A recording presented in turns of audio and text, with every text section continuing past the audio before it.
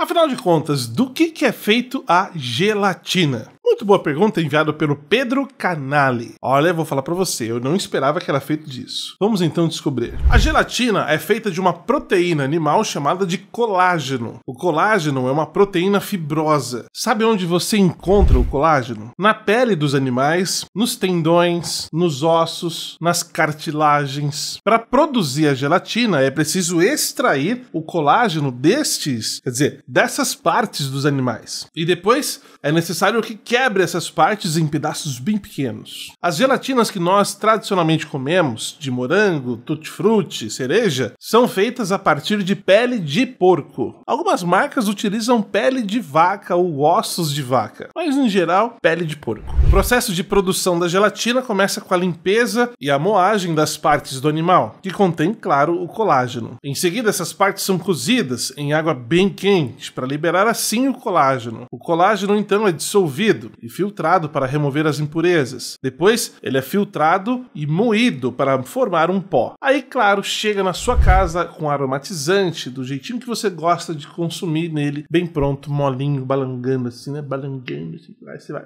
manda pra dentro. Por que quando nós derrubamos uma barra de ferro na água, ela afunda? E por que um navio que pesa toneladas, centenas de toneladas, não afunda? Uma barrinha de ferro, cai e afunda na água. Ou um naviozão lá não afunda, não. Por quê? Qual que é a diferença? Boa pergunta. Enviado pelo Paulo Victor, lá de Belém do Pará, do bairro de Jurunas. Inclusive, um grande abraço pro pessoal do bairro de Jurunas que curte banheira de conhecimento. Ó, beijão pra vocês, um grande abraço, valeu pelo carinho. Vamos então descobrir por que uma barra de ferro afunda e um navio gigantesco não. A resposta para entendermos esse fator tá na densidade. Você sabe o que é densidade? Precisamos entender isso. Vamos pensar no seguinte: densidade tem a ver com peso, mas não é baseado somente em peso. Também é baseado em volume. Pensa numa caixa que tem o mesmo... Pensa em duas caixas, melhor dizendo. Duas caixas, uma do lado da outra, fechada. As duas têm o mesmo tamanho. São formadas exteriormente do mesmo componente, do mesmo material. Vamos pensar que é madeira. Só que dentro de uma tá cheia de algodão e dentro de outra tá cheia de areia. Qual tem a maior densidade? É que tem areia por dentro, certo? Beleza. Só que geralmente a gente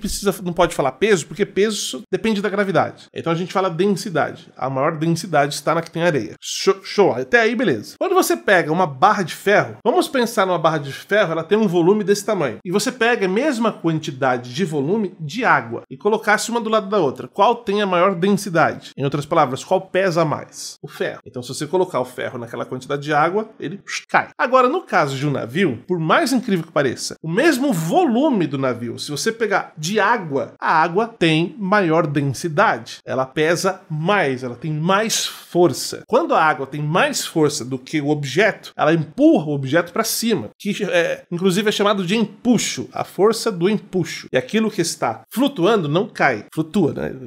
O navio é assim que acontece. Geralmente também os navios, na parte de dentro, tem muito ar. É somente o casco que é de ferro, ou seja, outro material que foi feito. Então ele se torna grande, mas não tão pesado quanto a água. Ou seja, não tão denso quanto a água. Por isso que a mesma quantidade de uma barra de ferro em água, ela tem uma densidade menor do que o ferro. Então o ferro afunda. Agora, a mesma quantidade de volume de água, do tamanho de uma mesma quantidade de navio, a água pesa mais, tem mais força, tem mais densidade. Por isso ela empurra o navio para cima. Acho que agora ficou claro.